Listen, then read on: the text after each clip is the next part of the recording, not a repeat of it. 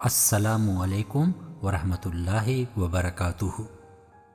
عزیز دوستو، ہمارے آج کے صحابی ہیں حضرت عبداللہ ابن مسعود رضی اللہ تعالی عنہ۔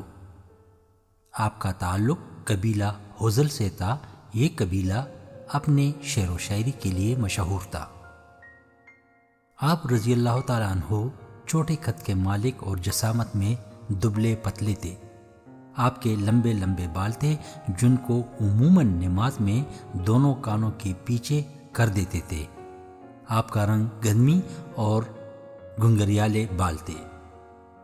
اپنے اسلام کے دائرے میں داخل ہونے کے بارے میں کچھ اس طرح فرماتے ہیں: ایک دفعہ میں مکہ کی وادی میں بکریوں کا ریوڑ چرا رہا تھا کہ اس دوران حضرت نبی کریم صلی اللہ علیہ وآلہ وسلم اور حضرت ابوبکر صدیق رضی اللہ تعالی عنہ نمودار ہوئے۔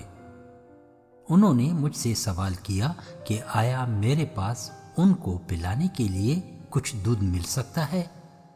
جس پر میں نے جواب میں کہا کہ نہیں، یہ بھیڑ بکریاں میرے پاس امانت ہے، اس وجہ سے میں آپ کو دودھ نہیں پلا سکتا۔ جس پر نبی کریم صلی اللہ علیہ وآلہ وسلم نے فرمایا کہ آیا آپ کے پاس ایسی کوئی بھیڑ ہے جس کا کسی نر بھیڑ سے واسطہ نہ پڑا ہو اور نہ اس نے کبھی بچہ جنا ہو؟ جس پر میں نے ان کی خدمت میں ایک بھیڑ پیش کر دی۔ اللہ کے رسول صلی اللہ علیہ وآلہ وسلم نے کچھ دعا پڑھی اور اس کے تھنوں پر ہاتھ پھیرا، جس کی وجہ سے بھیڑ کے تھن دودھ سے بھر گئے۔ ابوبکر صدیق رضی اللہ تعالیٰ عنہ ایک گڑھے والا پتھر لے آئے اور اس میں انہوں نے بھیڑ کا دودھ دھویا۔ یہ دودھ ہم تینوں نے پیا، اور اس کے بعد اللہ کے رسول نے تھنوں کو حکم دیا کہ سکڑ جاؤ، جس پر تھن سکڑ گئے۔ اس کے بعد چند دنوں کے اندر میں نبی کریم صلی اللہ علیہ وآلہ وسلم کی خدمت میں حاضر ہوا اور اللہ کے رسول سے درخواست کی کہ مجھے بھی بکری کے تھنوں والی دعا سکھائی جائے، جس پر اللہ کے رسول صلی اللہ علیہ وآلہ وسلم نے فرمایا کہ تم خود بھی سمجھدار اور پڑھے لکھے ہو۔ یہ جواب سن کر میں اسی وقت ایمان لے آیا اور اسلام کے دائرے میں داخل ہو گیا۔ حضرت عبداللہ ابن مسعود رضی اللہ تعالیٰ عنہ نبی کریم صلی اللہ علیہ وآلہ وسلم سے اپنی پہلی ملاقات کا ذکر کچھ یوں بیان فرماتے ہیں کہ میں اور میرا چچا قبیلے کے چند حضرات کے ہمراہ مکہ میں حضرت عباس رضی اللہ تعالیٰ عنہ کے پاس خوشبو اور عطر وغیرہ کی خریداری کے لیے آئے تھے، کیونکہ عباس رضی اللہ تعالیٰ عنہ عطر کا کاروبار کرتے تھے۔ ہم حضرت عباس رضی اللہ تعالیٰ عنہ کے ہمراہ زمزم کے کنویں کے پاس بیٹھے تھے کہ ایک صاحب جو کہ باب الصفا سے کعبہ کے اندر داخل ہوئے۔ ان کا رنگ سرخ و سفید اور چمکیلا تھا۔ خوبصورت آدمی سفید لباس میں ملبوس تھا۔ چہرہ 14ویں کی چاند کی طرح چمکیلا تھا۔ خوبصورت چمکتے دانت اور نورانی چہرہ، اور ان کے ساتھ ایک خوبصورت کم عمر لڑکا اور ایک عورت پردے میں ڈھانپی ہوئی ان کے پیچھے پیچھے آ رہی تھی۔ تینوں حجر اسود کے پاس آئے، انہوں نے اس کو بوسہ دیا، پھر 7 مرتبہ کعبے کا چکر لگایا، اس کے بعد رکن یمانی کے سامنے آ کر ہاتھ اٹھائے، تکبیر کی، قیام اور رکوع کیا۔ ہم نے مکہ میں اس طرح کی بات پہلے دفعہ دیکھی تھی اور ہمیں کچھ عجیب سا لگا۔ ہم نے عباس رضی اللہ تعالیٰ عنہ سے پوچھا کہ یہ کیا ماجرا ہے؟ ہم نے پہلے کہیں یہ مذہب نہ دیکھا ہے اور نہ سنا ہے۔ عباس رضی اللہ تعالیٰ عنہ نے فرمایا، ہاں، یہ مذہب آپ نہیں پہچانتے، یہ میرا بھتیجا ہے، محمد ابن عبداللہ، ان کے ساتھ علی ابن طالب ہے اور عورت خدیجہ بنت خویلد ہے جو کہ محمد ابن عبداللہ کی زوجہ ہے۔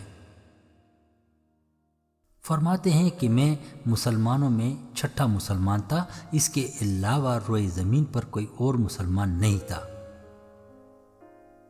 اس کے علاوہ بعض جگہ یہ بھی روایت ہے کہ آپ دارالارقم سے پہلے مسلمان ہوئے تھے۔ حضرات، اس جگہ آپ کو دارالارقم کے بارے میں بھی تھوڑی سی انفارمیشن دینا چاہتا ہوں۔ دارالارقم یہ حضرت ارقم ابن ابی ارقم کے گھر کا نام تھا اور یہ مکان صفا پہاڑی کے اوپر واقع تھا۔ جس وقت شروع کے چند مسلمانوں کو عبادات اور فریضہ نماز کی آزادی نہیں تھی تو اس وقت یہ صحابہ کرام اجمعین چپ کر ارقم کے گھر جمع ہو کر عبادت کرتے تھے۔ اس وجہ سے اس گھر کا نام دارالارقم رکھا گیا۔ حضرت عبداللہ ابن مسعود رضی اللہ تعالیٰ عنہ کو یہ بھی امتیاز حاصل ہے کہ پہلی دفعہ آپ نے مکہ مکرمہ میں بلند آواز قرآن پاک کی تلاوت کی۔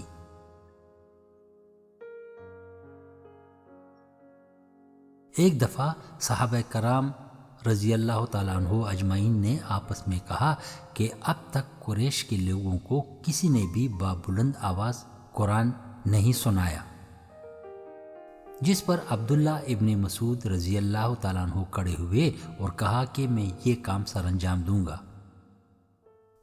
صحابہ کرام نے ان کو کہا کہ ہم نہیں چاہتے کہ آپ کو مشرکین نقصان پہنچائے، کسی ایسے بندے کو یہ کام کرنا چاہیے جس کا قبیلہ بڑا ہو اور طاقتور بھی، لیکن ابن مسعود رضی اللہ تعالیٰ عنہ نہیں مانے۔ دوسرے دن چاشت کے وقت جب کفار ایک جگہ جمع تھے تو آپ نے بلند آواز میں سورہ رحمان کی تلاوت شروع کی، جس پر کفار آپ کی طرف متوجہ ہوئے اور قرآن پاک سننے لگے کہ اچانک ان میں سے ایک بندے نے کہا، یہ تو وہ کلام ہے جس کو محمد لے کر آئے ہیں۔ یہ سن کر سب لوگ عبداللہ ابن مسعود رضی اللہ تعالیٰ عنہ پر پل پڑے اور اتنا مارا کہ ان کے چہرے مبارک پر زخم پڑ گئے، لیکن آپ رضی اللہ تعالیٰ عنہ پر کوئی اثر نہیں ہوا اور اپنی تلاوت ان کے کانوں تک پہنچا دیا۔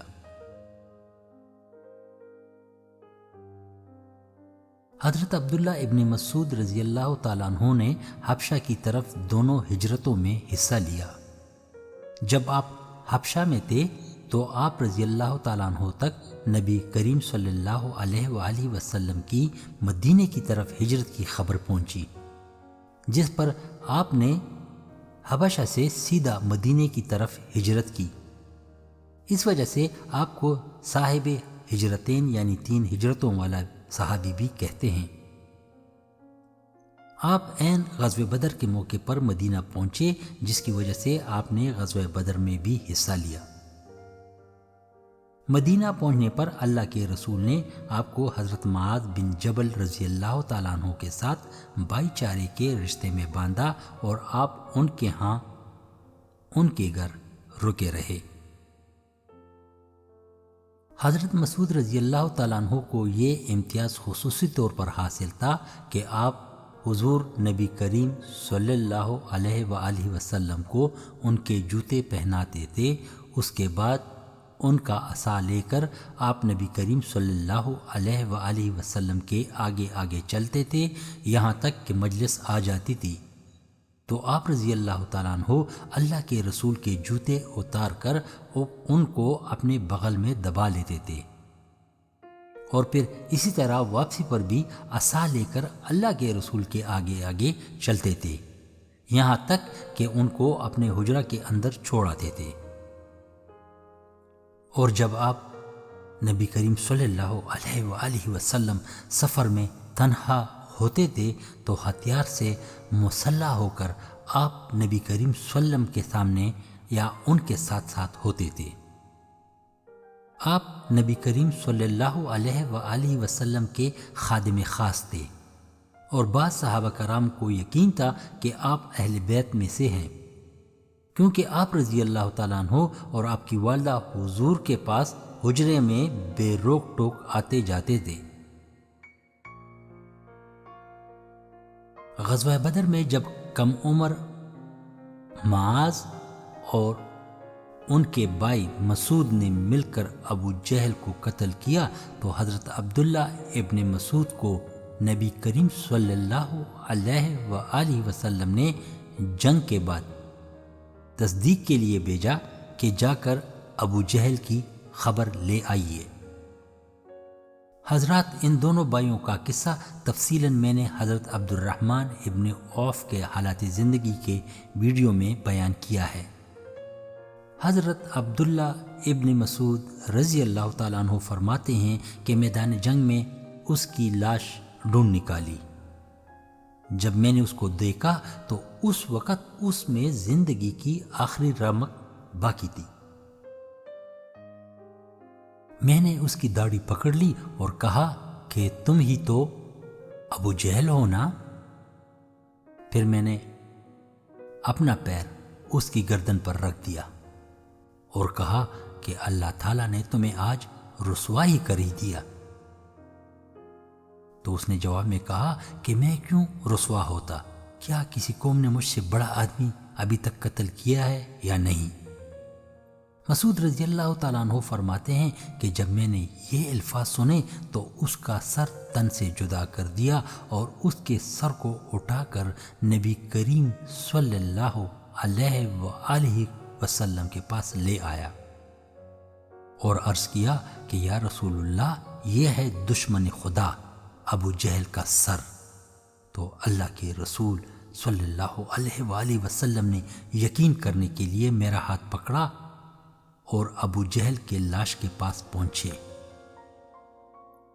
لاش پر کھڑے ہو کر اللہ کے رسول نے 3 دفعہ یہ الفاظ کہے کہ میں اللہ عز و جل کی حمد کرتا ہوں جس نے اسلام اور اہل اسلام کو عزت بخشی۔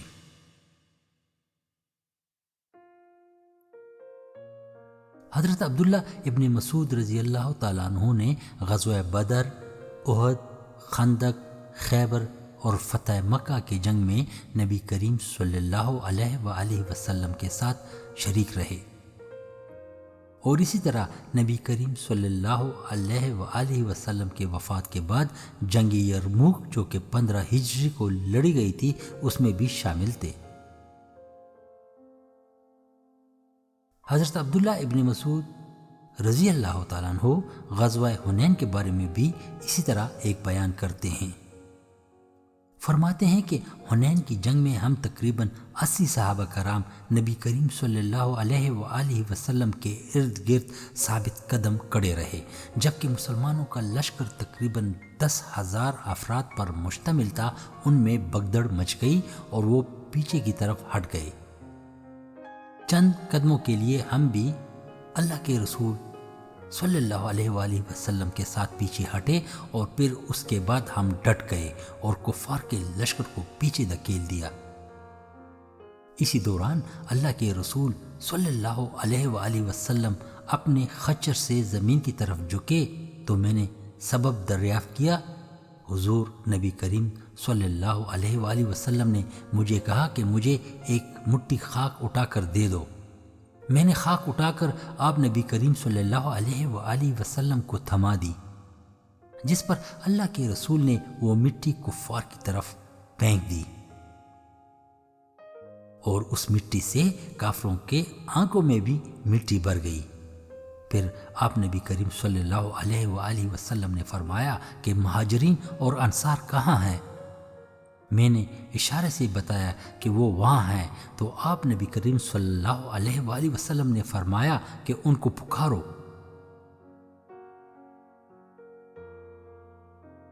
جب میں نے ان کو زور سے پکارا تو وہ ہاتھوں میں تلواریں لیے پہنچ گئے اور یکایک مشرکین پر ٹوٹ پڑے۔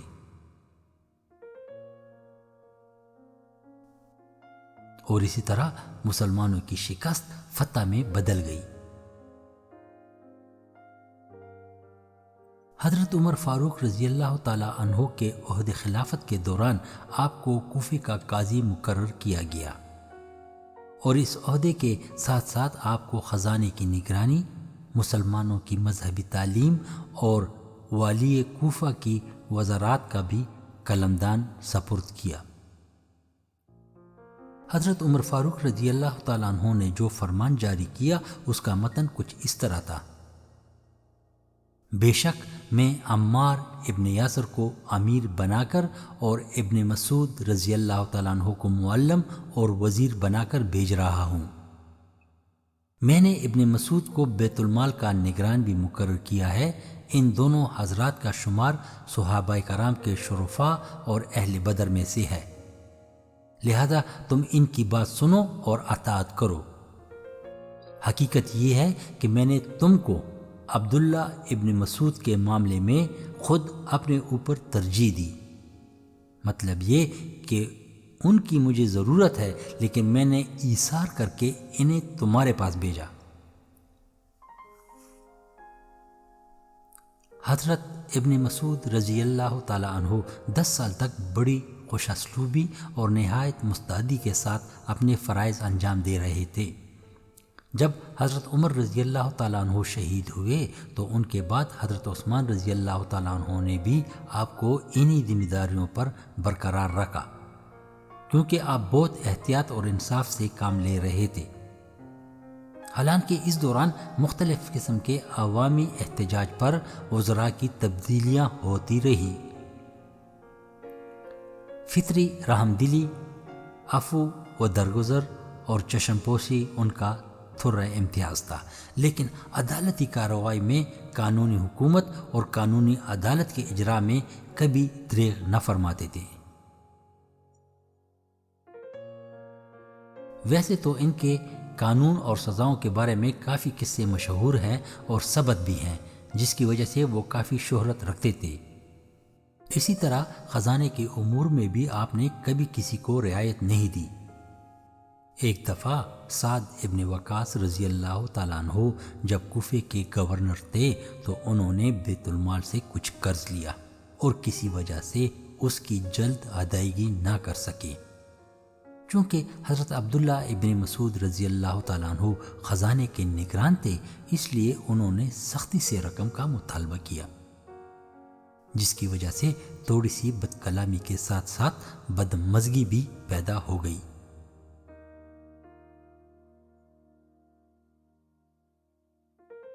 جس پر سعد ابن ابی وقاص نے غصے میں آ کر اپنی چھڑی دور پھینک دی اور اپنے دونوں ہاتھ بد دعا کے لیے اٹھائے، جس پر حضرت عبداللہ ابن مسعود رضی اللہ تعالیٰ عنہ نے کہا کہ ٹھہریے، بد دعا مت کیجیے بلکہ نیک دعا مانگیے۔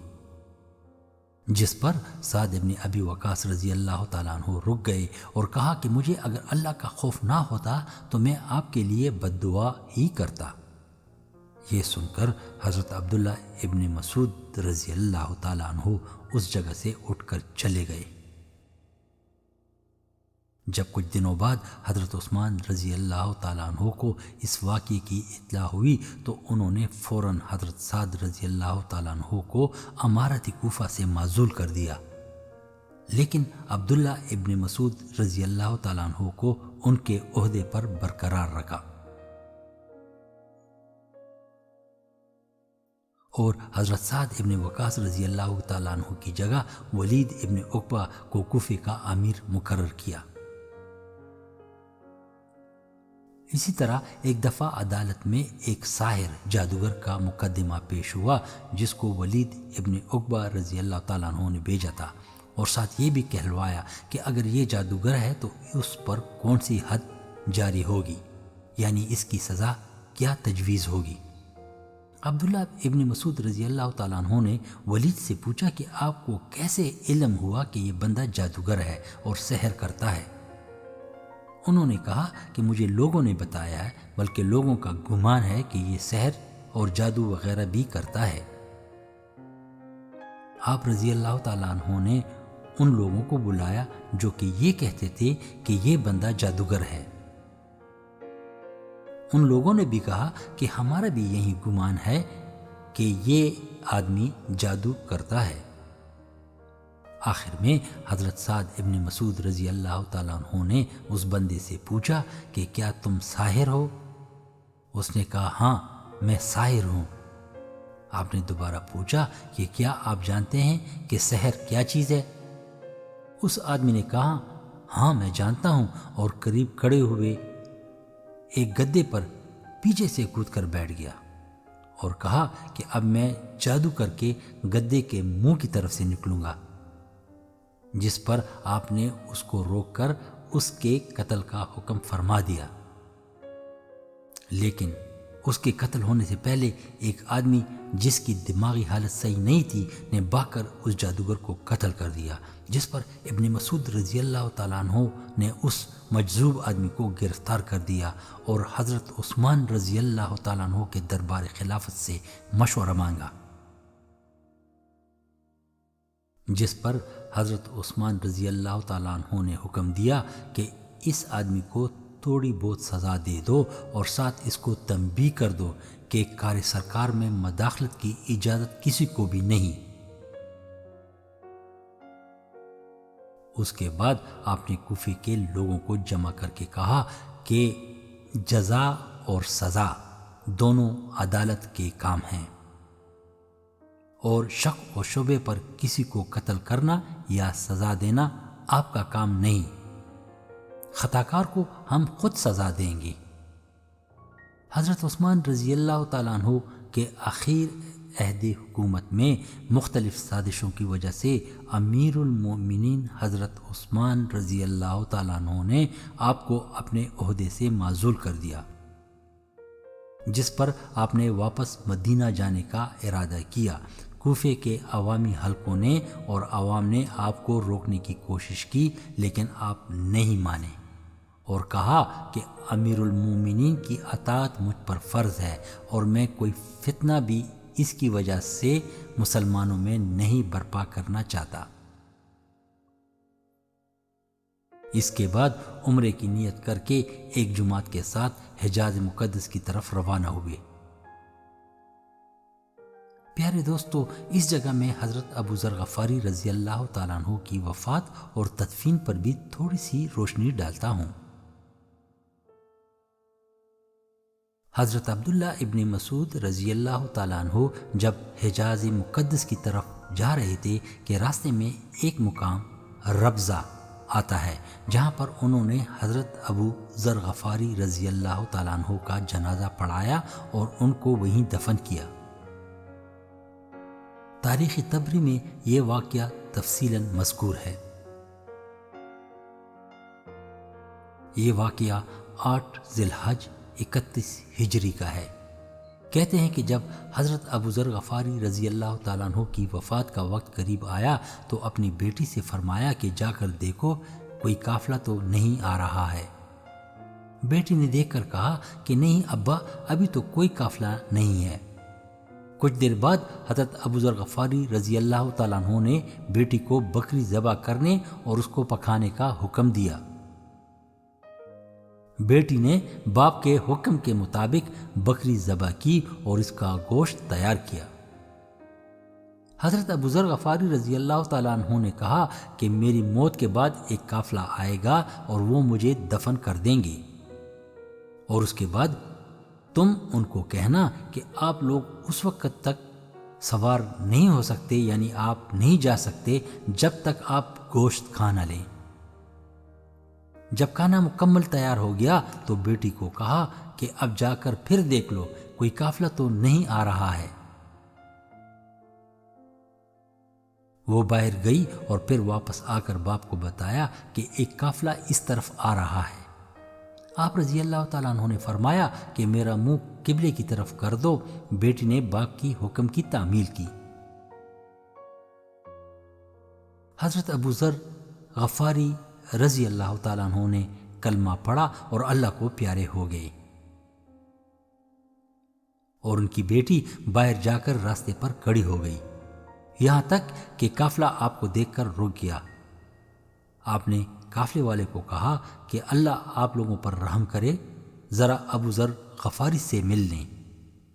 قافلے والے کہنے لگے وہ کہاں ہے بیٹی؟ تو اس نے بتایا کہ وہ وہاں رہتے ہیں اور ابھی ابھی وہ اللہ کو پیارے ہو گئے ہیں اور آپ لوگ اس کے کفن دفن کا انتظام کر دیں۔ حضرت عبداللہ ابن مسعود رضی اللہ تعالیٰ عنہ اسی قافلے کے امیر کارواں تھے۔ جب ان کو ابو ذر غفاری کے وفات کا علم ہوا تو ان کے لاش سے لپٹ گئے اور رونے لگے اور ساتھ ساتھ یہ الفاظ بھی دہراتے رہے کہ اللہ کے رسول صلی اللہ علیہ وآلہ وسلم نے صحیح کہا تھا کہ ابو ذر غفاری اکیلے ہی مریں گے اور اکیلے ہی حشر کے روز اٹھائے جائیں گے۔ آپ رضی اللہ تعالیٰ عنہ نے ابو ذر غفاری کو غسل دیا اور کفن وغیرہ پہنانے کے بعد نماز جنازہ پڑھا کر ان کو وہیں دفن کیا اور ان کے حکم کے مطابق بکری کا گوشت بھی وہیں پہ کھایا۔ البتہ ان کی بیٹی کو ساتھ لے کر مکہ لے آئے کیونکہ ربضہ میں ان کا کوئی نہیں تھا۔ مکہ میں اس کو اپنے رشتہ داروں کے ہاتھ چھوڑ آئے۔ عمرے کے بعد آپ واپس مدینہ منورہ میں آ کر مقیم ہو گئے اور وہیں وفات پائی۔ سن 32 ہجری میں تقریباً آپ کی عمر 60 سال سے تجاوز کر چکی تھی اور آپ سخت علیل تھے۔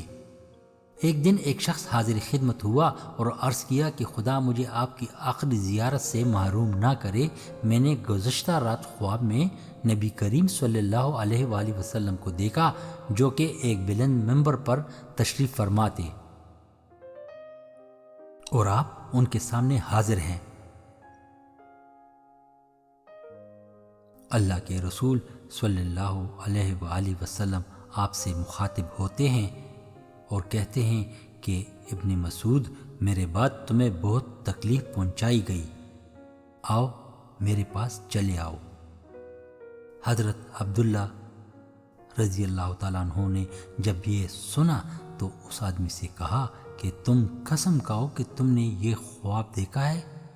اس آدمی نے تصدیق کی تو آپ رضی اللہ تعالیٰ عنہ نے فرمایا کہ تم اس وقت تک مدینہ نہیں چھوڑنا جب تک میرے جنازے میں شریک نہ ہو۔ اور چند دنوں بعد آپ اللہ کو پیارے ہو گئے۔ آپ رضی اللہ تعالیٰ عنہ کا جنازہ حضرت عثمان رضی اللہ تعالیٰ عنہ نے پڑھایا اور جنت البقیع میں آپ کو دفن کیا گیا۔